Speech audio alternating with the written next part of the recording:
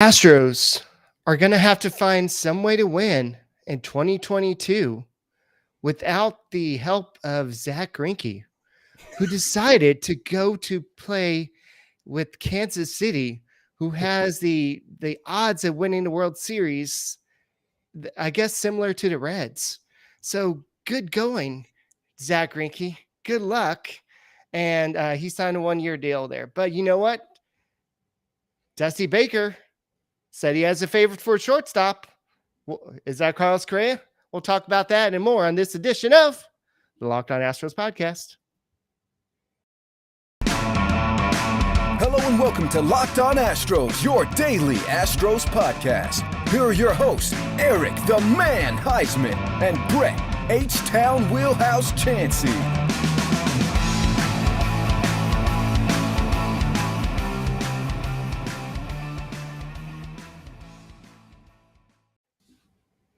We are Locked On Houston Astros, and we hope that you join us for a daily Locked On Astros podcast. My name is Eric Huysman. You can find me on Twitter at Eric Talk Astros. Find the show at Locked On Astros. Your team every day. Brett, where can they find you at? Well, they can find me at H-Town Wheelhouse on Twitter and Instagram, and Astros411 on Twitter, Instagram, and Facebook. Always positive. Suffering from Carlos fatigue, always Stros. Just now, I think we're all So here's the thing, and the reason why I say this, and I'll let you wrap up the intro here in a second. I literally had to go off on Twitter a little bit because this fatigue is real. Like, we're on spring break, bro. We're teachers. We're supposed to be decompressing, right? Getting ready for the home stretch of the school year. And I think I've been more stressed out in the last 3 or 4 days than I've been in a long time. Go ahead, Eric. Yeah. We're definitely going to talk about this Carlos Correa Orioles offer that's reportedly out there, and we'll definitely talk about what's going on because Marley Rivera is apparently all in the Astros business all of a sudden. Even talking about Framber Valdez getting a new pitch, and we'll talk about Jeremy Pena. What's going on with him? There's a lot to discuss on this edition of the Locked On Astros podcast, and make sure you make us your first listen every day, whether that's on YouTube. Keep on subscribing if you haven't. It's really very easy. You're watching us, just go and press that red button. Go ahead and give us a like. And if you're on your way to work the next day, you're listening to us on Apple, Odyssey, Spotify, wherever you listen to Locked On Astros podcast, just keep on doing that. So, so to go off what you're just saying, Carlos Correa, we're all at the point where just make a decision, bro. Take a, or get off the pot. Just do something.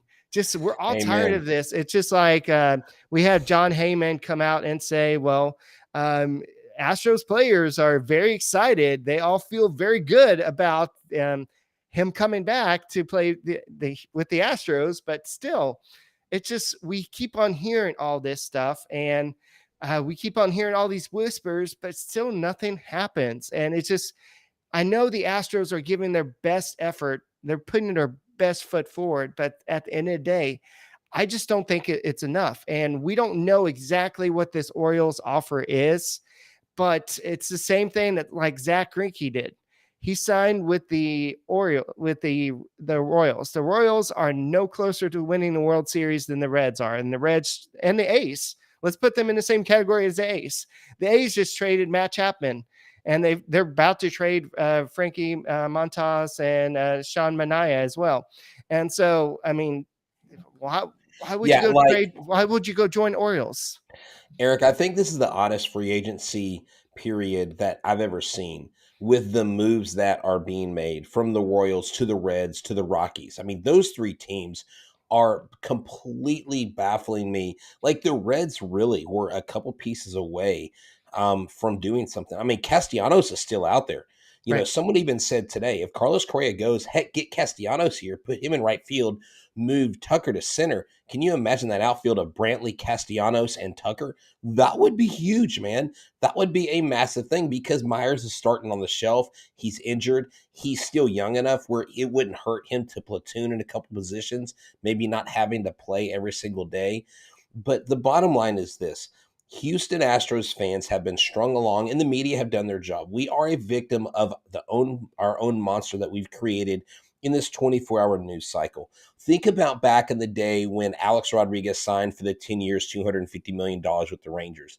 I don't ever remember multiple reports and people saying, well, Alex is talking to this and this team is now in on the mix.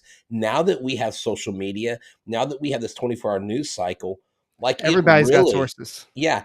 And Eric, you know what I've learned today? That I know absolutely nothing objectionable that makes sense or that means anything when it comes to negotiating a Major League Baseball contract.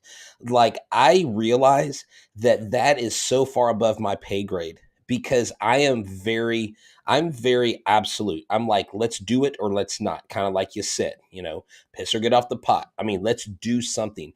Okay, if you're waiting for Chris Bryant to get paid, well, he got paid. Okay. If you're why are you waiting for Freddie Freeman? He's 32. Okay. Freddie Freeman's only going to get a 6-year deal anyway. And to think that he would go now, do we want to dive all into Carlos Correa right now, or do we want to talk about Jeremy Pena and Let's do what? Jeremy Pena in a Okay. second. Okay. We might as well Okay. talk. We're talking about Carlos Correa. We might as well Okay. go and do it. But So here's the thing, Eric. You tell me, Carlos Correa has the ability to make $300 million for 10 years plus with the Baltimore Orioles. The Baltimore Orioles do have one of the top minor league systems. They do have Elias who's there running the show for them. And they have a couple prospects that are ready. But does Carlos Correa sacrifice that 10-year, $300 million deal when maybe he's got an offer from the Astros to get 35 or 37 in a 6 or 7-year deal? Like, to me, it doesn't make sense in Baltimore, to be quite honest. right. If you look at who the Orioles play in the division with, they play in the same division as the Rays. The Rays won 100 games last year. The Red Sox, they won 92 games last year. The Yankees, they won 92 games last year. And the Blue Jays, they keep on getting better. So the Orioles, they lost 110 games last year. Yes, they have some improving talent. They have Ryan Mountcastle. They have Cedric Mullins. They have some great emerging talent there. But at the same time, is Carlos Correa that one piece that's going to put them over the top? That's going to make them better than Blue Jays. That's going to make them better than the Yankees. I don't think so. But if Carlos does go there, it's not about the winning. It's really about the money. It's about the money, and he is the man in Baltimore if he goes. I mean, he is the person. Someone said, well, he hit that home run in Baltimore that still hasn't landed, right? So he can hit in that ballpark. I mean, that's something, I guess. I mean, what are you, the next Cal Ripken Jr.? Is that what you're going for? Is that your selling point? Like, I'm sorry, Baltimore schools. I'm sorry. Come on. Like, really, like, you want to go to Baltimore when you clearly have a winner here in Houston. Rome's asked us here, what's the max that the Astros can offer? There isn't a max. When Jim Crane tells James Click, I don't care if you go over the tax threshold, then that means that it's on the table. Right.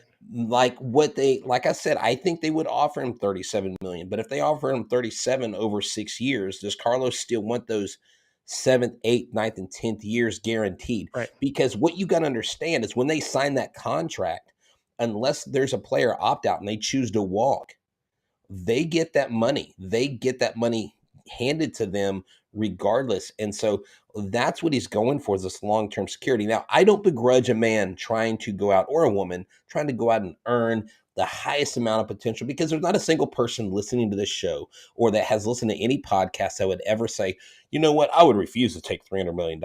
That's a lot of freaking money. That's a lot of freaking money.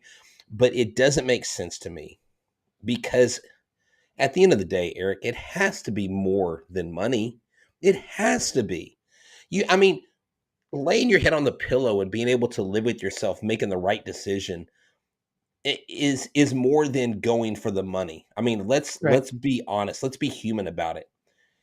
I don't like, I've been through so many freaking emotions. Like I'm tired. I'm exhausted.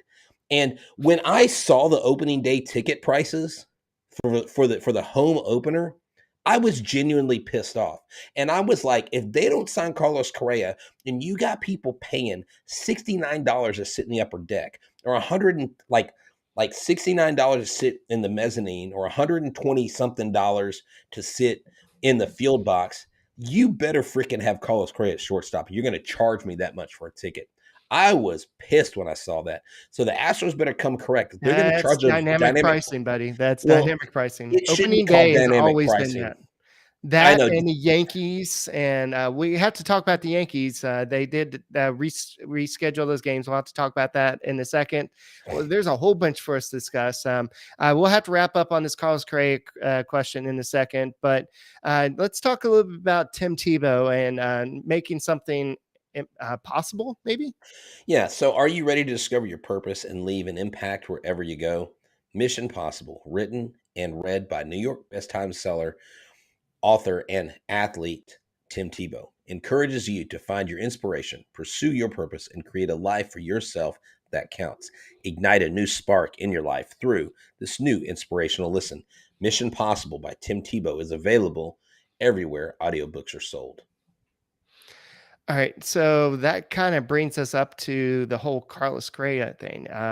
Just to kind of wrap up on Carlos Correa, I don't want to spend this whole time talking about it, but if the whole offer is true, 10 years for 30 million, you might be saying, well, the Astros are offering him more, but that's only 30 million per year for 10 years, but that's 300 million. Let's say they go with your offer for only 6 years at, you said what, 37 million? Mm-hmm. I don't think they'll give him that much, but that's 222 million. So that's what? That's 78 million less than he would be getting with the Orioles, so to speak. And I think the Orioles will probably be given him a little bit more to play for a team that may not be winning right now. But if they keep that core with Mullins and Mountcastle and a couple of the young prospects coming up, maybe that could be a good team down the road.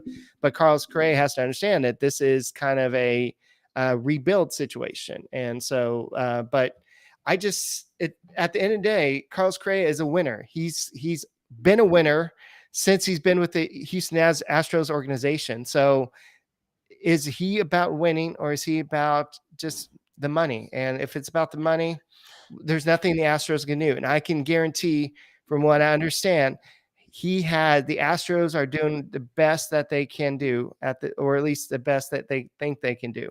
Marley Rivera says that the players are going to the owners and saying, look, even retired players, I'm sure that means Jeff Bagwell, Craig Biggio saying, hey, you need to keep this guy. This guy's a leader. This guy's a winner. This guy is going to, in the playoffs, you need a guy like this.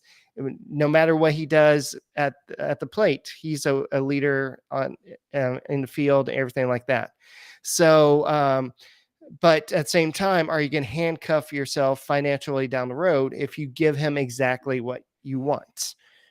So. Right. And that is yet to be seen. See, here's the thing. We don't know what the Astros have offered him. There has been nothing outside of what they offered him in the beginning and what Randy McIlvoy from Channel 2 claims that Carlos was offered. So we don't know, and we haven't heard that. One of the things the Astros do very good job of is they play it close to the vest. They don't reveal their hand. They don't reveal their cards. And so at the end of the day, this is what I think has happened. Carlos Correa's agent, Scott Boras, had the Baltimore information put out there. Now, I don't know this firsthand. This is pure speculation. Because what that does is if the Astros have an offer that's close to that, it now forces their hand to go, he said, oh, wait, he's serious. Like he's about to go to Baltimore. And they may be showing that, say, see what they offered me? Now what's your offer? Right. Like the offer you thought was good, but this is what they're offering. Yeah. Negotiation 101. All about, and if you remember, a perfect example of it in Moneyball, when Billy Bean is trying to keep Giambi and Isringhausen and Damon and all these guys, Boras is one of the guys he talks to in the movie. And what actually happened was they said, okay, we want this much. And Oakland said, okay, we'll give you that much. Then they went back to Boston and they gave Damon like 250 something thousand more, whatever per year. And they basically played the Oakland A's in that. And that's what this jockeying back and forth is. That's what, when the whole thing came out, this is chess, not checkers. The bottom line, though, is, I mean, Houston fans are exhausted. Houston wants to know where Carlos Correa is going. And to me, telling me you love the city, telling me you want to be here doesn't mean anything if you don't sign here. It doesn't mean anything Yeah. to me. I'm just, but I go back to my first impression of this kid when he first came up was, wow, I was blown away when he was asked at Yankee Stadium, how, are you prepared for this? Are you nervous? He's like, no, I've been preparing this, for this since I was 5. Right. Yeah, so the Astros, to their credit, are not waiting around. Uh, they are missing out on some potential relievers. I know Andrew Chafin, he signed with somebody today. Colin McHugh signed with the Braves. And so some of the relievers that I know a lot of Astros fans were looking for are kind of going by the wayside. But Correa is kind of handcuffing the Astros right now until he does decide where they want to do. But you know what? They did go out and get Nico Goodrum as a potential backup, as a utility infielder, because we've seen how much Ledmus Diaz has been injury prone in the past. And you know what Dusty Baker said today? He said that as of right now, Jeremy Pena is the favorite to be the starting shortstop come opening day. And that shows a lot for somebody that hasn't even stepped a foot on a Major League Baseball field during a regular season. This is a young kid. This is a guy that there's a lot of promise for him. So I know he missed a lot of time last season with injury, but I know during winter ball, he seems to be a stud. And so I think that I think Dusty Baker even called him Nino. That's his nickname. So this Yeah, kid, Nino, yeah, like right. I know. like he's my boy. And so, here's the thing. Last night on our last show, he is part of the big three that we talked about with Lindsey Crosby on here. And one of the things is he has a plus arm, he has speed, he has learned how to hit better. And look, Nico Goodrum was signed because A, is a veteran, B, he's major league ready, C, he can play multiple positions. His best position is shortstop, okay? Bottom line. So I think they got him just to think, okay, maybe we're not ready to put Pena out there. And there have been a lot of people that said, hey, he needs at least 300 at bats because he lost all that time with the wrist injury last year, with the hand injury. But if they're giving this kind of confidence, there are a couple things in play here, Eric. Number one, you have to give this kid confidence, okay? He's already gained a little bit of confidence being a part of the taxi squad during a playoff run where the Astros could have very much won the World Series when it started. Number two, you have Dusty Baker telling Jeremy Pena, hey, you're our guy. Like, we're looking for you to lead. They brought in Nico Goodrum so that he could compete, think about this, with a major league player and beat him out because of the upside of his talent, more confidence. And then he masterfully answered the question, are you here to replace Carlos Correa? He said, I'm here to be Jeremy Pena. I'm not here to replace anybody. I'm here to play baseball for me, and I'm going to do my own thing. Yeah. This kid Hold on. already Let me has it. continue Yeah, that. Carlos Correa is a great ball there player, you go. but I'm Jeremy Pena. I don't need to fill anybody else's shoe. Mic No, drop. no, I love that. But see, that's what you need and that's what you want. And so for all the people saying he's not ready, they're kind of starting to change their MO and change the way they think about this. And when someone like Dusty Baker puts his weight behind you, he's not going to do that loosely. And he's not going to do that if he's the only one in the clubhouse thinking that. So I just but see, that's the thing, Arlie, it doesn't scare me. It would scare me if they're like, we're going to just see how this kid does. Hopefully hopefully hits the ground running and it's going to be rough a little bit, but give him some time. He's a rookie. No, they're like, this kid has plus potential. This kid's got an 80. I mean, his arm is above average. He's got speed. His body is great. His like hitting. I mean, everything about him, physically is there to be the makings of a solid major league Right. player. And apparently, Jeremy Pena does not like to be called El Nino because that is also Fernando Tatis Jr.'s nickname, but he prefers La Tormenta, like it's called the Oh, really? Storm. Oh, La Uh, Tormenta. Okay, well, hey, you know what? T-shirt coming. So definitely, this is a guy that he will get majority of reps in Grapefruit League play, and so you'll see Aledmys Diaz out there a lot, getting playing some shortstop as well. But Nico Goodrum, you'll see him out there, but I think he's there to kind of play some outfield as well, and he'll play all around the diamond. So Aledmys Diaz will probably be kind of the shortstop, third base type of guy while we're waiting for some. Just I think until Jeremy Pena kind of gets his feet wet all the way. But I'm glad that Dusty Baker came out and did that. But the thing that Jeremy Pena said that really impressed me, he was said, "Well, I don't really think about it. I mean, I just have to come out and compete. Just because Dusty said that, that's great. But I still got to come out and compete. I still got to win the job." So he didn't just say, "Oh yeah, that means I don't have to do anything. I can just coast through camp." He still knows that there's a job for him to win. So No, but I mean, if you noticed, if you watch the little videos that I've put together, retweeted there on Twitter, you can see everybody's out there taking infield. I mean, heck, Taylor Jones is out there grabbing,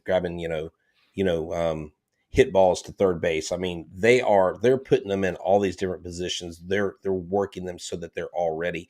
One of the things that I'm going to cover, Eric, here pretty soon is I'm going to take a deep dive into the relief pitching because I think we've got some real promising stuff when it comes to our bullpen, and it's not, one of the most highly rated, but we're going to have one of the best bullpens this year, I believe. oh, definitely. And you got to have all the right parts for your bullpen, just like having the right parts for your vehicle. Let's talk about rockauto.com. So rockauto.com is a family-owned business. For the last 20 years, they have been this business that's reliably low prices. They have this easily navigable website. Why spend 30, 50, sometimes 100% more at an auto parts store? Why go to this auto parts store when they're only going to be able to look up on their computer the one or two options they have? And then when they find out you're not a mechanic, they're going to overcharge you. So to get rid of the hassle, to get rid of the confusing aspect of finding the parts for your car, go to rockauto.com, type in your make, your model, the year, what you need, and boom, it pops up, and compare the price. Go to the other auto parts stores website and see what they have, and you'll see that you'll save money. Not only that, you can order the part right to your house. You don't have to go to the store down the street. You can have it delivered right to your driveway. Get the repairs done. Then you're on your way to Constellation Field or Minute Maid Park to watch some Astros or Space Cowboys baseball. We encourage you to check this out. If you have even the need for wiper blades or a tail lamp, go there. I promise you, you'll save money and you'll thank me for it later. So when you go to rockauto.com and you get that part for your car or truck, write Locked On in the How Did You Hear About Us box so that they know that we sent you. Amazing selection, reliably low prices, all the parts your car will ever need at rockauto.com. So I need to address something coming out of this commercial real quick. Someone said, well, Dusty Baker hasn't won any World Series. Managers back their players. What's the big deal about that? The big deal about that is that it is a big deal for Jeremy Pena. And while Jeremy Pena played it off, the Astros, the team needs to know what they're thinking. They don't need to think that they're going into this with the head cut off the snake. Like, they need to know who is leading the charge. And if Jeremy Pena is the guy, the men can get behind him, the clubhouse can get behind him, and that helps Jeremy Pena, I think, take it to the next level and have an easier transition into the starting role, if that's the case. I think it puts the pressure on Aledmys Diaz too. I mean, Aledmys Diaz could come up and say, "No, this little kid ain't coming to take my job." I mean, I'm the veteran. I'm the guy that's supposed to be starting shortstop. So I think that kind of puts it there. So it's just a way to say, "Hey, kid, I've got faith in you." It's just like if you're a teacher, you're not going to say, "Hey, I think you're going to fail this test, kid." It's a way of saying, "Hey, I think that you're going to do great on this test. Now go out and show me." So that's what's going on. So somebody asked, where is it? Edward asked about the what Jeremy Pena's measurables are. He is 6 foot tall, 202 pounds, and he's 24 years old. That's all about I know. Yeah, I'll give you some more. I'll give you some more stuff on him. I've got a rundown. I'm looking for my stat sheet. Okay. No, so keep going. Yeah, so I know that he's definitely got a lot of range. He's definitely got a pretty good arm for. I mean, a shortstop's got to have a good arm, but he's gonna have some speed. He's gonna have a little bit of speed. He's gonna have a little bit of power. He's not gonna be Carlos Correa, but I don't think anybody's expecting him to be Carlos Correa. I think he's gonna be Jeremy Pena. Okay, So here's the go ahead. okay. So here's the deal. His slash line is 297, 362, 579 with 10 home runs, 6 stolen bases. He only has 145 at bats. Okay. He is making strides. He is unlocking his power.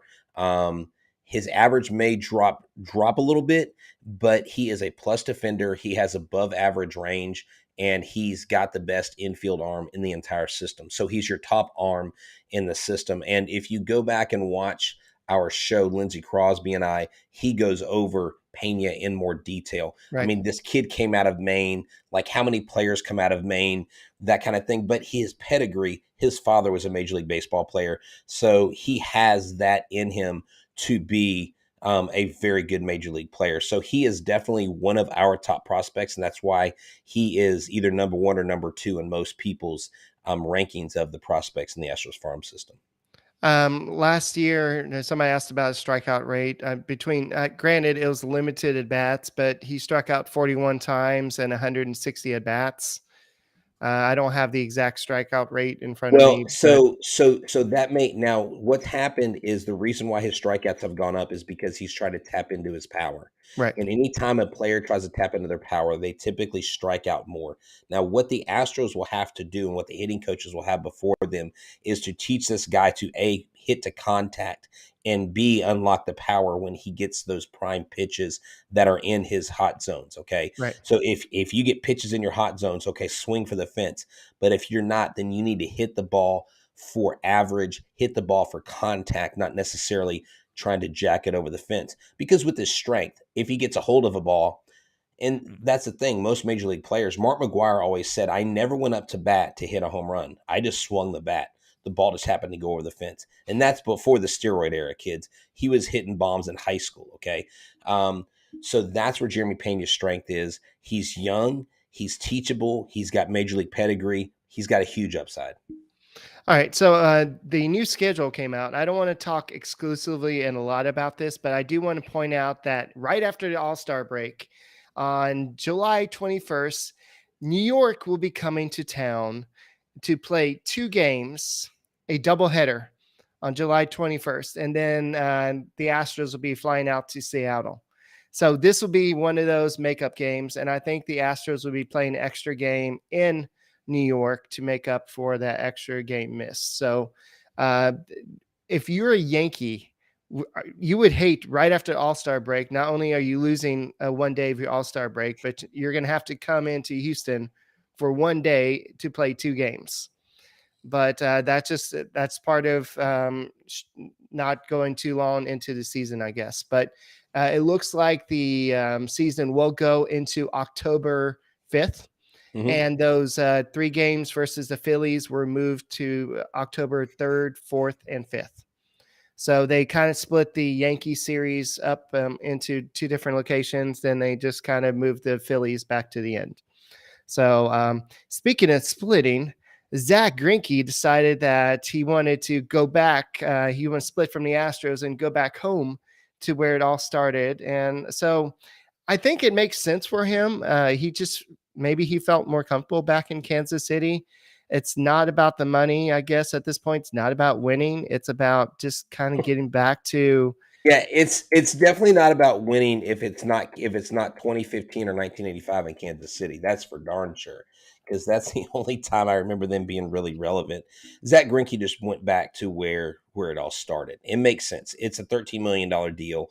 So on a $13 million deal, anything he does is icing on the cake. He's going to draw people in the Right. box office. People are going to go see him pitch. He's going to be up to his antics. He's like, I'm not going to the National League because I can't hit anymore. So, you know what? I'm going to go back where it all started. I remember when he was in KC. Eric, I saw an exhibition game, I believe, between the Astros and the Royals when he was a rookie. It was either interleague or exhibition. And that dude could throw smoke in his young days. Right. He was amazing when he came up.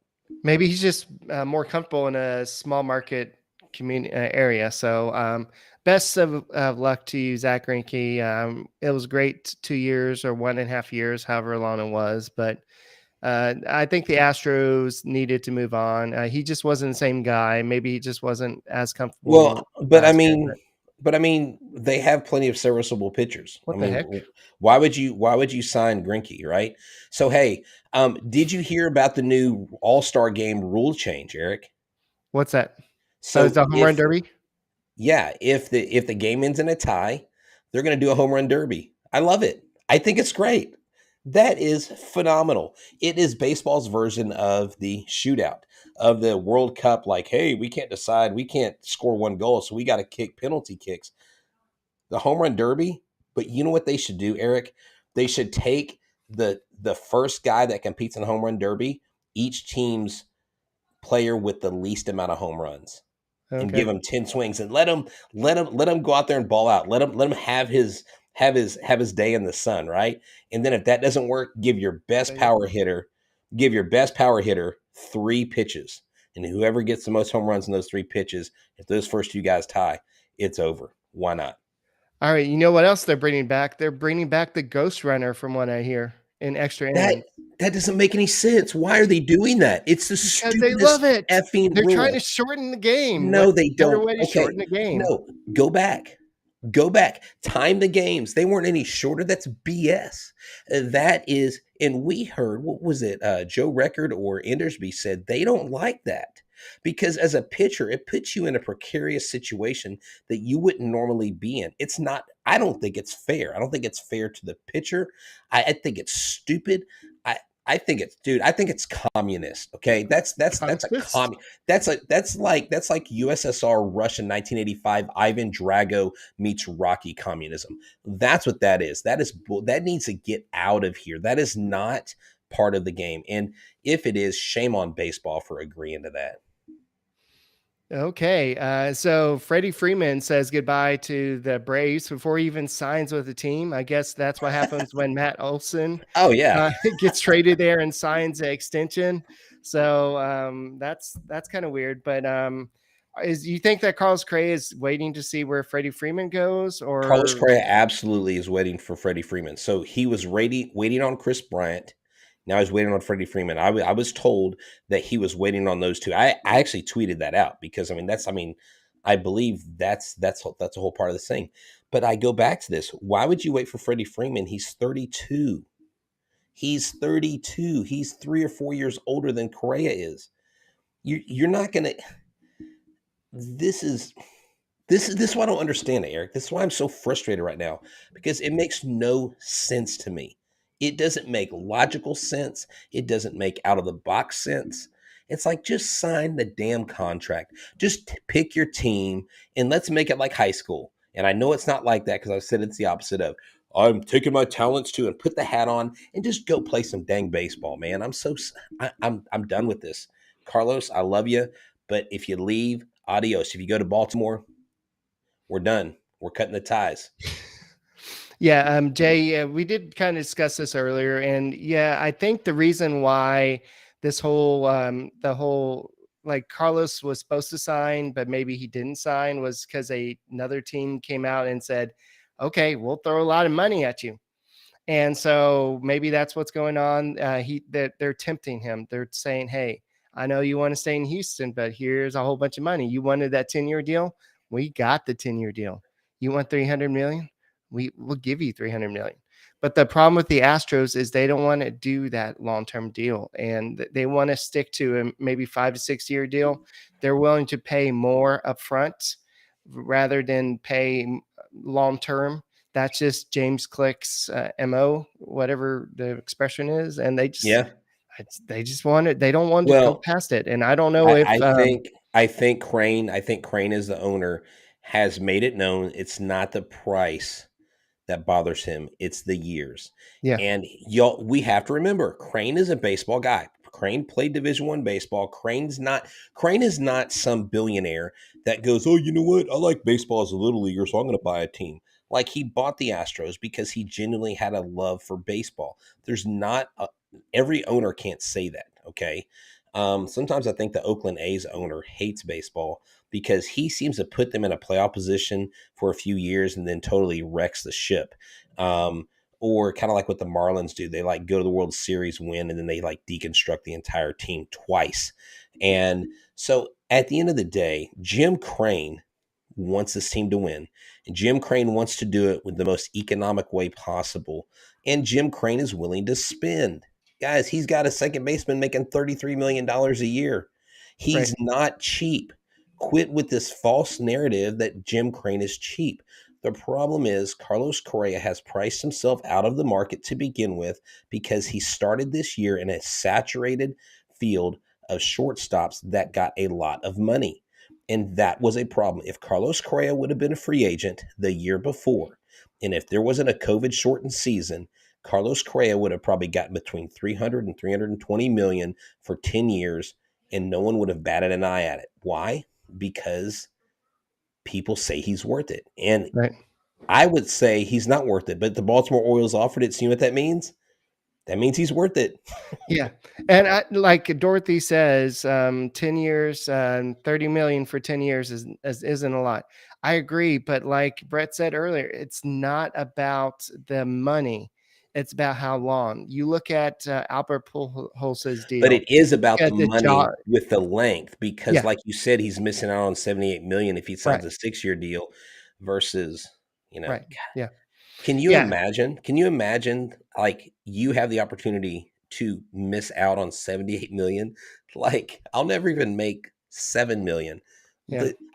I wish I had the opportunity to miss out on that. You know what? I'm going to go back to Houston. I'm loyal. I don't need that 78 million. I already got, good Lord.